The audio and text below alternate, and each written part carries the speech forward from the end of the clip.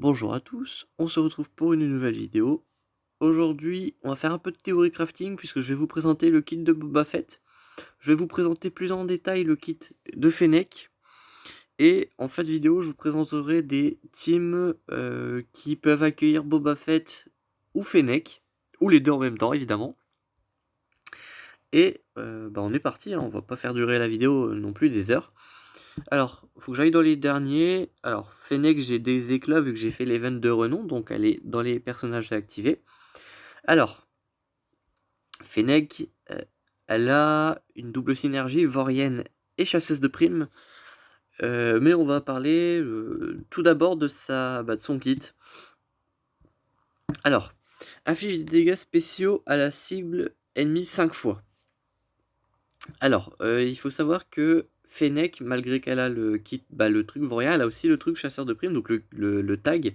Ce qui veut dire qu'elle va participer à contracter le contrat. Donc si elle frappe 5 fois, ça veut dire qu'elle va déclencher 50% d'un contrat en même temps pour par exemple celui de Bossk. Donc il faut savoir que cette basique est assez violente pour déclencher le contrat. Donc ça c'est une chose à savoir. Si la cible ne dispose pas de protection, cette capacité inflige 50% de dégâts supplémentaires.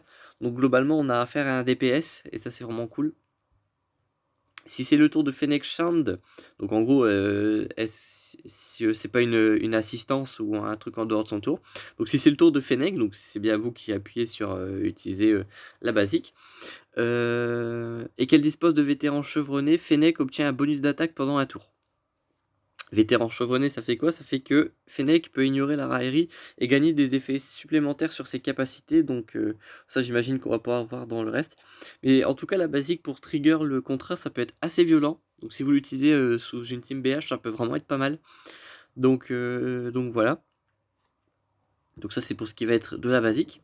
Ensuite, la SP1, il n'y a qu'une seule SP, donc on va dire l'aspect tout simplement. Inflige des dégâts spéciaux à tous les ennemis, donc c'est une AoE.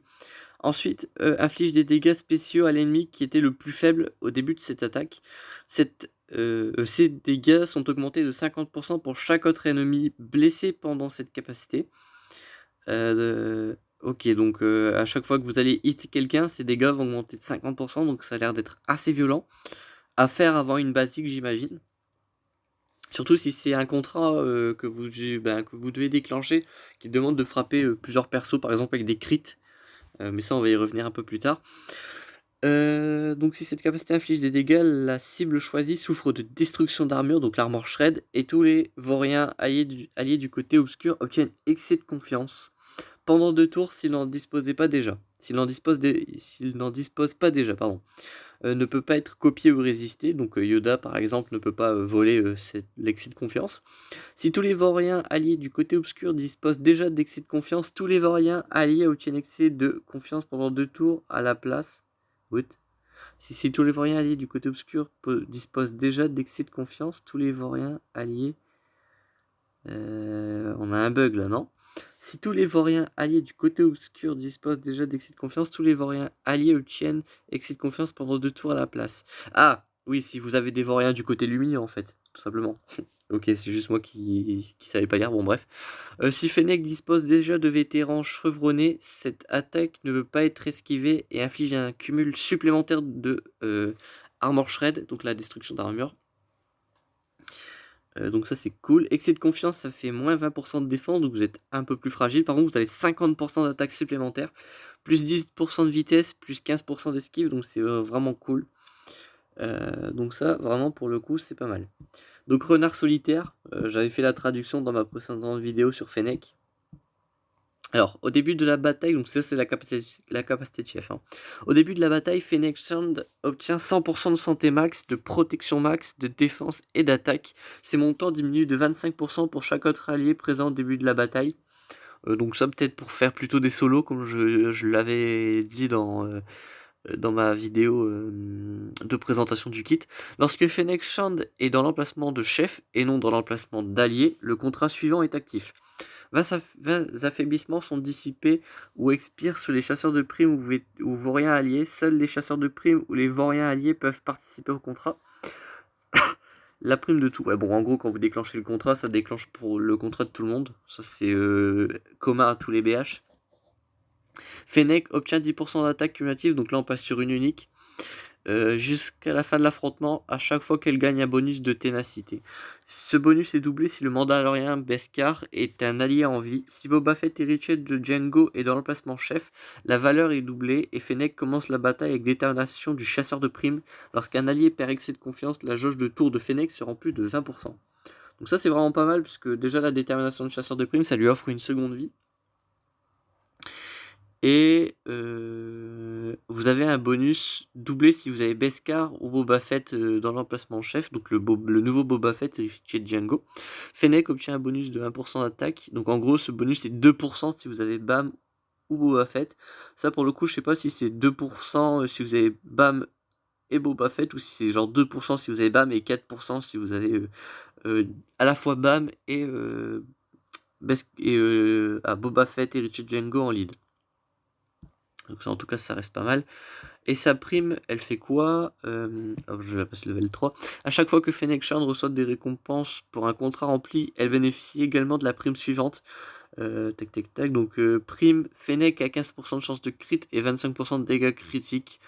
Et obtient vétéran chevronné jusqu'à la fin de la bataille si elle a son contrat. Donc, en résumé, on a une très belle basique qui va participer assez activement au développement des contrats. On a une AoE qui peut mettre l'armor shred et elle vous donne des effets comme l'excès de confiance qui va vous permettre de vous booster à fond. On a un lead qui va probablement permettre des solotages, donc ça c'est pas mal. Et on a, bonne impression là si vous avez Bam et le Boba Fett, héritier de Django en emplacement de chef. Donc ça pour l'instant c'est vraiment assez attirant pour le coup, je dois bien l'admettre. Et donc là on a Boba Fett, héritier de Django, qui va se débloquer via la conquête, à la manière de Razor Crest, Cat et Maul. Donc pour le coup c'est assez classique en termes d'unlock. Donc la basique. Inflige des dégâts physiques à une cible ennemie 2 fois. Si la cible ennemie ne dispose pas de protection, cette capacité inflige des dégâts supplémentaires 2 fois. Donc c'est en gros si l'ennemi n'a pas de sprot. Par exemple quand vous avez un Nihilus lead ou un Lord Vador lead, vous allez mettre 3 lignes de dégâts au lieu d'une, donc c'est vraiment pas mal. Confère un cumul d'élan pendant 3 tours. Les capacités obtiennent des effets supplémentaires en fonction du nombre de cumuls. Donc j'imagine que dans le reste du kit, on va pouvoir voir quelque chose par rapport à l'élan. Mais en tout cas, ça donne un stack d'élan d'avoir la basique. Alors, inflige des dégâts physiques à la cible ennemie et à l'ennemi le plus faible. Cette capacité dispose d'effets supplémentaires en fonction du nombre de cumuls d'élan dont dispose Boba Fett, héritier de Django. À la cible ennemie, donc ouais, ça inflige, ouais. En gros, ça va toucher l'ennemi que vous allez cibler et ça va faire des dégâts supplémentaires à l'allié le plus faible. Donc si vous visez déjà l'allié le plus faible, ça va lui mettre 2 lignes de dégâts, je pense, mais sinon ça frappera 2 ennemis en même temps. Donc j'imagine que ça, ouais, vu qu'il a le tag chasseur de primes, pour le contrat, ça peut aider à frapper encore plus. Donc pour 5 cumuls, tous les chasseurs de primes ou vauriens alliés obtiennent un bonus de ténacité, donc c'est pas mal. 9 cumuls, tous les chasseurs de primes alliés obtiennent le bonus de ténacité pendant 3 tours, c'est 2 tours pour 5 cumuls. Confère un cumul d'élan pendant 3 tours, et si la cible ennemie souffre de destruction d'armure, confère un cumul d'élan supplémentaire. Ces gains d'élan ne peuvent pas être copiés, dissipés ou évités. Pendant une guerre de territoire, cette capacité gagne un nouvel avantage en fonction du nombre de cumuls d'élan dont dispose Boba Fett, hérité de Django. Donc pour 16 cumuls, tous les chasseurs de primes ou vauriens alliés obtiennent un bonus de ténacité pendant 3 tours et infligent protection perturbée pendant 2 tours. Ces effets ne peuvent pas être dissipés, esquivés ou résistés. Protection perturbée, en fait, ça va désactiver la protection adversaire et une immunité contre la hausse de protection et les bonus de prot. Donc c'est un peu ce que fait le High Wing, donc le vaisseau rebelle, qui va détruire l'armure. Là, ça va faire la même chose. Sauf que là, on a une immunité contre la hausse de prot et les bonus de protection, donc vraiment pas mal pour le coup. Donc ça, c'est pour double barrage, hein. Ouais, c'est ça, donc la première capacité. Donc ensuite, on a la seconde spéciale qui, cette fois-ci, elle va infliger des dégâts physiques à tous les ennemis, donc c'est une AOE, ainsi que 2 effets de dégâts sur la durée pendant 2 tours. Cette capacité dispose d'effets supplémentaires en fonction de cumul d'élan classique. Donc 3 cumuls, cette capacité inflige 25% de dégâts supplémentaires. Pour 6 cumuls, c'est 25% de dégâts supplémentaires ainsi qu'un malus de ténacité, donc pour mettre encore plus de dot, hein, on l'a vu à l'instant. 12 cumuls, cette capacité inflige 30% de dégâts sup, ainsi qu'un malus de ténacité et d'un malus de pouvoir pendant 2 tours. 16 cumuls, cette capacité inflige 30 dégâts supplémentaires, ainsi qu'un malus de ténacité, un malus de pouvoir et faille pendant 2 tours. Confère un cumul d'élan pendant 3 tours, ne peut pas être esquivé, évité, tout le bordel. Donc ça c'est vraiment la basique SP1, SP2. Donc ça va vraiment jouer sur les cumuls d'élan. Et en gros, plus vous avez de cumuls d'élan, plus la capacité va être très entravante et violente aussi. Donc on passe à la capacité de chef. J'avais lu que c'était vraiment quelque chose d'assez violent. Enfin, le Boba Fett a l'air vraiment très violent pour avoir vu son kit rapidement. Les chasseurs de primes ou vauriens alliés ont 50% d'esquive des critiques tant qu'ils disposent d'un bonus de ténacité. Donc ça va se jouer en plus grâce au spécial, hein, puisque vous avez un bonus de ténacité grâce au cumul d'élan. Lorsqu'ils sont affaiblis, alors donc qu'ils disposent d'un bonus de ténacité. Lorsqu'ils sont affaiblis, les chasseurs de primes ou vauriens alliés obtiennent 40% de dégâts critiques. Donc en fonction du nombre de crits que vous allez mettre, ça va être assez violent. Enfin des crits que vous allez mettre, ça va être assez violent. Quand vous êtes dans l'emplacement chef, le contrat suivant est actif. Donc, lorsque vous disposez d'amélioration, infligez des dégâts à un ennemi souffrant d'affaiblissement 20 fois. Les ennemis doivent être affaiblis avant le début de l'attaque pour compter dans la progression. Récompense, la prime de tous les chasseurs de primes, blablabla. Et tous les chasseurs de primes ou vauriens alliés obtiennent 25% d'attaque et de vol de santé et ignorent la raillerie. Donc ça, c'est vraiment extrêmement violent. Pendant une guerre de territoire, les chasseurs de primes ou les vauriens alliés ont 30 de vitesse supplémentaire, 50% de maîtrise, ça c'est très violent, 30% de pouvoir, de santé maximale et de protection maximale, donc ça vous êtes encore plus tanky, et ils subissent 18% de dégâts en moins, un peu comme les JL, donc ça c'est vraiment très très violent. Donc là on est vraiment parti pour avoir un personnage qui va vraiment tanker et faire extrêmement mal. En plus c'est pas terminé, Boba Fett, héritier de Django, obtient 60 de speed en plus, ainsi que 100% de santé maximale et de protection maximale. Les conditions de récompense du contrat sont ajustées comme suit. Lorsque vous disposez d'améliorations infligées, en gros c'est exactement le même, sauf qu'au lieu de frapper 20 fois un ennemi souffrant d'affaiblissement, ce sera que 10 fois tout simplement. Donc là vraiment, et ils auraient ajusté aussi la prime, donc la prime de tous les chasseurs de primes, etc. sont activés. Là on a 25% d'attaque, de vol de santé, ignore la raillerie, à chaque fois qu'ils infligent des dégâts avec une capacité, ils infligent des dégâts réels supplémentaires, donc vous avez une ligne de dégâts supplémentaires, à la manière de la tourelle de l'Arc Trooper par exemple. Donc là on est vraiment sur quelque chose de terriblement puissant, et ça pour le coup c'est vraiment cool d'avoir un perso comme ça. Donc là ça va être vraiment un personnage axé TW, ils le disent, hein. Hop, juste là. Donc là il va falloir activer les Omicron, ou l'Omicron, je sais pas s'il faut en activer qu'un seul, mais en tout cas ça va être terriblement puissant. Et on est loin d'avoir fini, je vous préviens. Boba Fett, hérité de Django, a 50% d'attaque en plus. Au début de l'affrontement, Boba Fett, hérité de Django, obtient détermination du chasseur de primes jusqu'à ce qu'il soit vaincu. Alors, je rappelle, hein, mais ici vous avez un petit 30%. Alors, faut que je remette niveau 8. Vous avez un petit 30% de santé et de prot maximale. Vous subissez 18% de dégâts en moins. Et là encore, vous avez 60 de speed, 100% de santé max et de prot max. Et en plus, il vous donne détermination de chasseur de primes qui vous donne une vie supplémentaire. Donc en gros, ce Boba Fett va être terriblement difficile à tomber. Et il vous donne une vie en plus. Donc ça, c'est vraiment très très puissant. À chaque fois que Boba Fett, hérité de Django, obtient un cumul d'élan, il gagne 5% de jauge de TM. Si Boba Fett, hérité de Django, utilise la même capacité spéciale 3 tours d'affilée, cette capacité est entravée pendant un tour. Je l'ai pas mis niveau 8 par contre. Ouais, donc là, il faut juste que je rajoute ça. Je vérifie que ça n'a rien changé. Non, pas vraiment. Pendant une guerre de territoire, Boba Fett est immunisé contre l'entrave des capacités ennemies et l'étourdissement. Lorsqu'il élimine un ennemi, Il récupère 100% de protection et obtient détermination du chasseur de primes jusqu'à ce qu'il soit vaincu. La capacité action double, double barrage et briseur de primes, donc en gros basique, SP1, SP2, génère un cumul supplémentaire d'élan lorsqu'elles sont utilisées. Les affaiblissements de briseur de primes ne peuvent pas être résistés ou dissipés, donc vraiment, là on a affaire à un personnage assez monstrueux. Et quand je vais vous présenter les compes auxquelles j'ai pensé, ça va vous faire bien rire de voir vraiment la violence du personnage, quoi. Donc sa prime, lorsque Boba Fett, héritier du Django, reçoit des récompenses d'un contrat ou lorsque le chef est un autre vaurien allié qui ne fait pas partie des chasseurs de primes, il obtient également la prime suivante. Boba Fett, héritier de Django, obtient 30% d'esquive des critiques et de pénétration de défense, et tous ses vauriens, et tous ses gains d'élan, pardon, sont doublés pendant le reste de la bataille. Donc c'est vraiment très très puissant. On a affaire en fait à un personnage qui pendant les TW va avoir quand même 130% de santé supplémentaire, 130% de prot supplémentaire, qui va subir 18% de dégâts en moins, qui va pouvoir mettre beaucoup de malus à ses adversaires. Hop. Aussi avec Fennec, vous allez pouvoir déclencher les contrats assez rapidement. Vous allez pouvoir mettre pas mal d'armor shred également, donc on est sur quelque chose d'assez violent.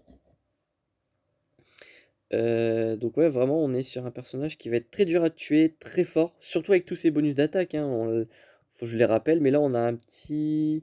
Hop, donc là c'est de l'esquive de crit, mais là on a un 50% d'attaque. Sur le lead également, on a un 40% de dégâts critiques supplémentaires. Avec le contrat, vous avez 32 speed en plus, 50% de maîtrise, 30 pouvoirs supplémentaires. Le 62 speed en plus encore. Vous avez encore un bonus de 25 d'attaque quand le contrat est débloqué. Donc en TW, tout ça c'est en TW je rappelle, mais vous allez vraiment avoir un personnage qui va être dantesque. Et je pense que ce personnage va pouvoir rivaliser très clairement avec toute forme de team, tout ce qui va être DR, tout ce qui va être gas. On va peut-être pouvoir voir du counter de JL. Bon, on peut vraiment considérer que c'est un soft counter. Mais bon, il faut quand même 330 éclats à débloquer en conquête. Il faut quand même le monter G13, avoir son Omicron. Donc on est vraiment sur un personnage très puissant. Mais en TW, il va vraiment être redoutable. Donc ça vraiment, je pense que si vous en avez le moyen d'aller le chercher, faut pas hésiter une seule seconde. Moi, je suis très clairement loin d'avoir la possibilité de le débloquer, mais je vous invite fortement à aller le chercher si vous le pouvez, parce que on est sur vraiment un personnage qui va être dantesque. Donc voilà. En tout cas, moi, je vais vous présenter quelques teams et on va tout simplement rigoler de ce que va pouvoir nous sortir. Tout ce qu'on va pouvoir voir en termes de team qui risque d'être très intéressante. Donc la première compo à laquelle j'ai pensé, tout simplement, bah alors vous allez pouvoir voir à chaque fois 2 par 2, mais la première à laquelle j'ai pensé, ça va être Boba Fett lead, en TW tout ça, même si en grande arène ça marchera, mais peut-être un peu moins bien. Donc Boba Fett lead, Fennec, et le trio BAM, donc Beskar Mendo, IG et Quill. Donc pourquoi? Bah déjà le Boba Fett et Fennec, ça me semble être le duo assez violent, hein. Je vous rappelle tout, bah, je vous invite à remettre la vidéo au début si vous n'avez pas suivi toute la lecture du kit. Mais on est déjà sur un très bon duo. Mais pourquoi Bam? Tout simplement parce qu'il a une très bonne spé. Alors c'est merveille de la force. Hop, dissipe tous les affaiblissements des alliés vauriens et équilibre leur protection, donc ça c'est pas trop mal. Tous les alliés vauriens récupèrent 20% de protection. Je rappelle tous les bonus de prot et de résistance du Boba Fett lead, hein. Euh, Le Mandalorien armure en Beskar et le Vaurien allié ciblé obtiennent l'immunité aux dégâts pendant un tour. Et ça sur un Boba Fett qui a subi un assez gros focus parce que à mon avis les adversaires vont vouloir le tomber. Si vous pouvez mettre ce personnage là invincible pendant un tour et rééquilibrer santé prot et de lui redonner 20% de prot en plus, ça va vraiment être très très compliqué de le tomber. Donc le BAM ici va vraiment être très intéressant pour ça. Donc là on a déjà ça qui va être intéressant. En plus votre Mandalorien va pouvoir faire beaucoup de dégâts grâce aux oiseaux siffleurs. Donc avec le déploiement discipliné, hein, les oiseaux siffleurs, je vous invite à aller voir sur YouTube, mais en termes de dégâts, on est sur quelque chose d'assez violent. C'est que des dégâts directs, donc on est sur quelque chose de vraiment très intéressant. En plus, l'unique de BAM, ça va être que lorsqu'un vaurien va avoir sa santé réduite à moins de 75%, il va avoir le cooldown de merveille de la force, donc la capacité qui met invincible, reset. Donc vous allez pouvoir spam cette capacité et tout simplement avoir un Boba Fett qui va être indestructible. Donc ça pour le coup, le BAM me semble être un ajout terriblement efficace. Donc pour le coup, ouais, franchement, le BAM, grâce à ce personnage, va voir son utilité grandement augmentée. Donc voilà. En plus, pour ceux qui ont farmé l'exécuteur, vous avez désormais un BAM bien augmenté, j'imagine, puisqu'il vous faut avoir un bon Ether Crest pour avoir un bon exécuteur. Donc autant, bah, si vous l'avez augmenté, c'est très bien, hein, ça vous fait un BAM déjà up, donc c'est vraiment cool. Ensuite, prochain personnage, ça va être IG. IG, c'est un très très gros tank, très très compliqué à tomber. Donc on est sur déjà un très bon ajout. Si votre adversaire n'a pas la capacité comment dire, d'ignorer la raillerie, ben lui va être très très violent, donc ça c'est vraiment cool. Ensuite, on va avoir, voilà, la cible alliée récupère de la santé à hauteur de 30% de la santé maximale d'IG11, et tous les autres alliés récupèrent la moitié de ce montant si IG11 utilise la raillerie et obtient un bonus de vol de santé et la rétribution pendant 2 tours. Hop, et les druides et vauriens alliés obtiennent la prévoyance pendant 2 tours, donc un Boba Fett déjà aussi puissant. Avec ce IG11, ça me semble encore beaucoup plus puissant. En plus, le IG a une très forte capacité de dispel des affaiblissements des druides et des vauriens alliés. Ce personnage va aussi avoir pas mal de protection maximale supplémentaire si Quill est dans l'emplacement allié. Donc vraiment, là, on est sur un très gros tank, surtout sur Boba Fett. On a le BAM qui va pas mal aider aussi. Donc honnêtement, là, on est sur un très bon quatuor avec Fennec, Boba Fett, BAM et lui. Mais on n'a pas terminé parce que déjà, on a un stun sur le tir photovoltaïque de Quill. Donc là, on a un stun qui va infliger la brûlure et le choc, si je ne m'abuse. Ouais, il lui inflige le choc, un malus de vitesse pendant 3 tours. Si la cible avait déjà la brûlure, parce que sur sa basique, il met la brûlure. C'est pas sur la spéciale, mais sur la basique. La cible est exposée pendant 2 tours, donc on est vraiment sur un truc de fou. Mais on a aussi cette capacité, tous les alliés récupèrent de la santé à hauteur de 20% de la santé maximale de Quill et de la protection à hauteur de 20% de la protection maximale de Quill. Doublé pour les druides et les vauriens alliés. Donc là, on est sur quelque chose de très violent. La jauge de tour des alliés se remplit de 25%. Les vauriens et les druides du côté lumineux alliés obtiennent expert en mécanique. Donc en gros, ça va donner 40% d'attaque aux druides et 20% de chance de coup critique, 40% de dégâts critiques et de pénétration de défense aux vauriens. Bon, je pense que cette team-là, elle va être très très très très violente. Je pense que c'est peut-être même la team qu'on verra le plus souvent. Mais honnêtement, là, on est sur quelque chose de très violent, puisque vous allez pouvoir vraiment beaucoup vous soigner, beaucoup tanker, et avec tous les bonus d'attaque, etc., même si la team ne fait pas des dommages dantesques, on va vraiment avoir affaire à une team très complexe à tomber. Donc voilà, ça je pense qu'à mon avis, ce sera la team la plus puissante. Sauf abus de mettre de casser des teams, genre mettre des Han Solo, des Chewbacca, des Chewpio, ce genre de trucs. Mais en termes de low cost et d'extrêmement efficace, je pense que cette team-là a un gros potentiel. Donc ça, voilà, je pense qu'on pourra avoir affaire à quelque chose d'assez cool de ce style. Ensuite, on a Boba et Richie avec Fennec, donc toujours le même duo. J'ai mis le duo Mission Zalbar. Le Zalbar G13 est très tanky, donc ça peut être intéressant pour ceux qui l'ont. La mission, avec tous les bonus d'attaque qu'elle va avoir grâce aux différents contrats, etc., ça peut être assez intéressant de lui donner beaucoup de dégâts critiques et de l'attaque. Donc elle pourra mettre des basiques très très violentes. Et une Enfys Nest, un personnage qui est déjà très relou de base, mais à mon avis, sous Boba Fett, ça peut être encore plus marrant. C'est pas une team qu'on verra beaucoup, je pense, mais en tout cas, c'est une team qui peut fonctionner si c'est les seuls persos qui vous restent. Donc pour le coup, ouais, voilà. Donc on a un Zalbar qui fait office de tank.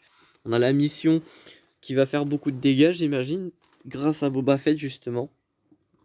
Et Enfys Nest, personnage très relou de base, donc voilà, on n'a pas forcément besoin de passer très rapidement en détail là-dessus, mais voilà. La troisième team, c'est exactement la même que je vous ai présenté en tout premier, sauf qu'à la place d'avoir un Quill, on va avoir un Wat Tambor pour distribuer des techs. Je pense notamment au Tontech sur IG. Comme ça, il a la raillerie infinie avec tous les bonus, ça peut être très intéressant. On peut mettre également le Blastech probablement sur Fennec pour mettre un maximum d'armor shred et avoir élan de confiance assez aisément.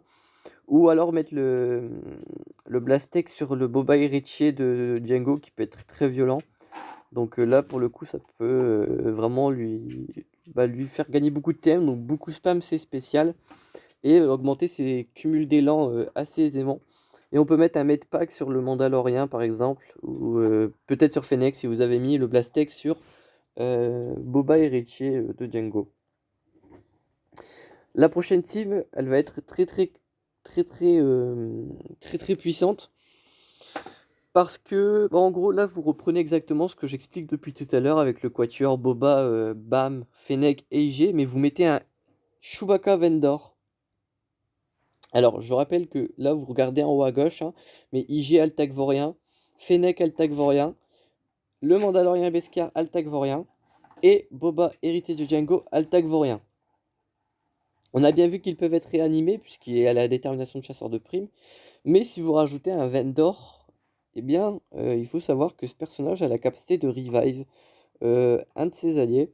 Donc, quand un autre allié vaurien du côté lumineux est vaincu, cet allié est réanimé avec 60% de sa santé si Chewbacca est préparé.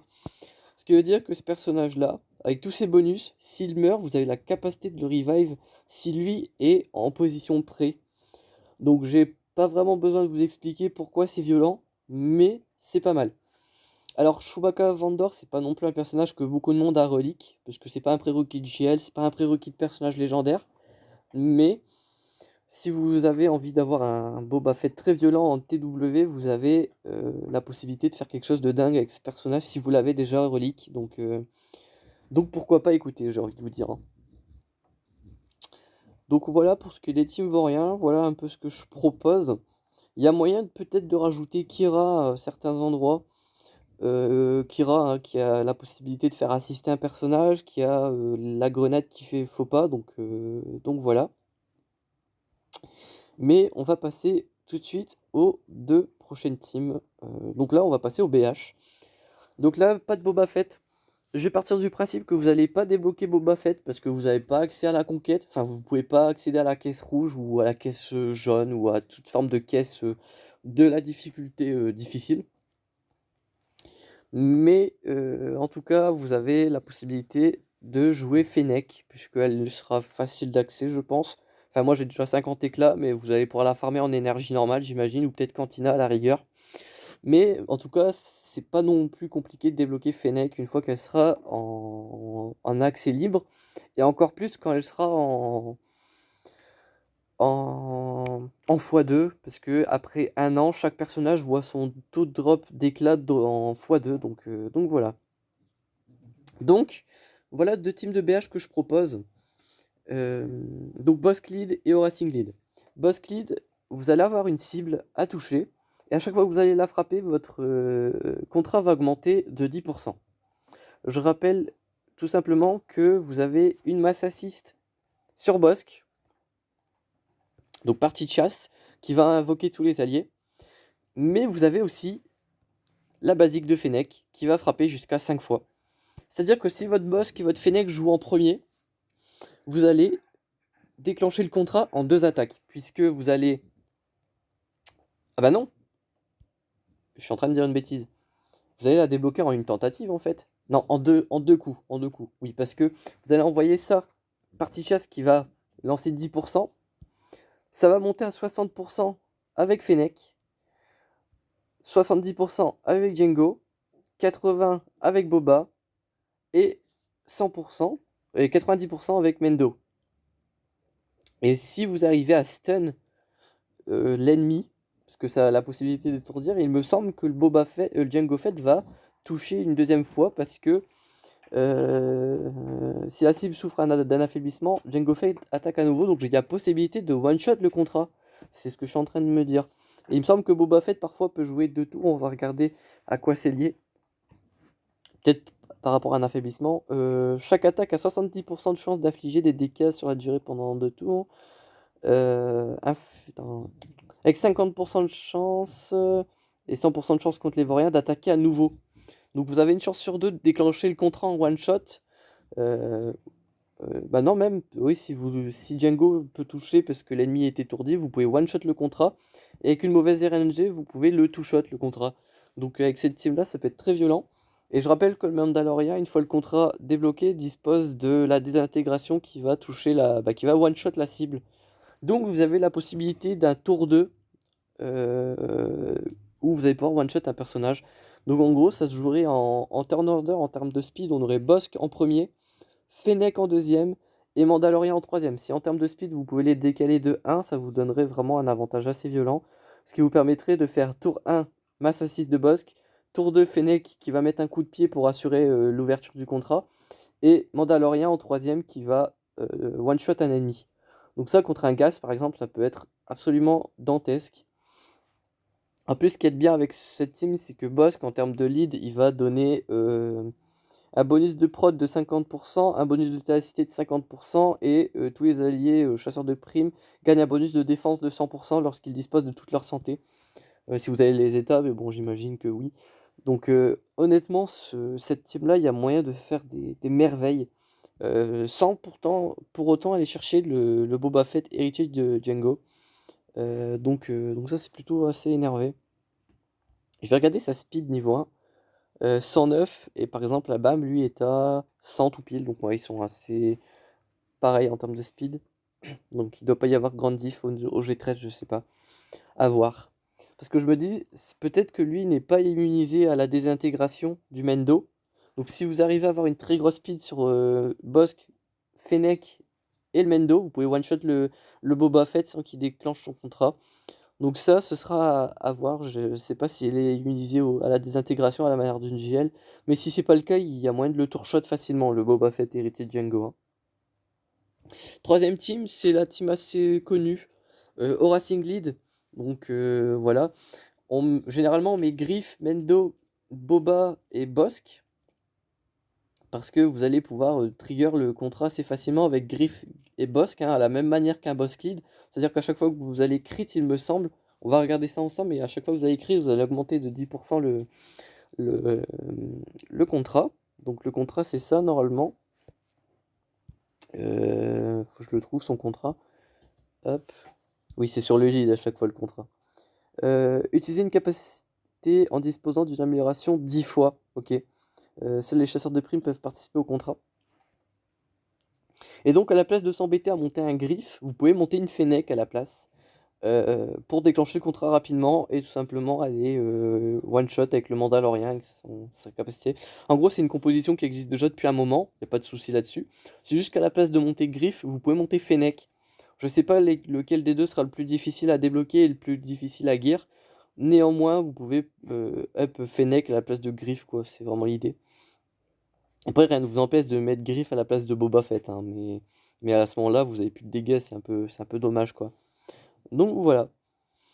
Après, j'ai pas fait de team avec Boba Fett et des chasseurs de primes, parce que je me dis que globalement, les gens vont plutôt avoir tendance à faire une team Vaurien, puis une team BH, plutôt que de faire une team mi-Vaurien, mi-BH. Surtout quand vous pouvez avoir la première team tout en haut, là, qui m'a l'air d'être extrêmement violente. Donc voilà. Enfin bref, on va bien voir dans les prochains mois ce que ça va donner. Voilà un peu mes idées de team. N'hésitez pas à me dire ce que vous en pensez, moi ça m'intéresse. N'hésitez pas aussi à venir sur le Discord, puisqu'on fait pas mal de théorie crafting là-bas, on passe un peu de temps en vocal, donc si vous avez envie de, de passer sur Discord pour en discuter, n'hésitez pas à me demander le lien du Discord en description, en commentaire, et je vous le donnerai volontiers. Enfin bref, j'espère que ce petit théorie crafting vous aura donné des petites idées. On se retrouve très bientôt pour une prochaine vidéo. D'ici là, portez-vous bien.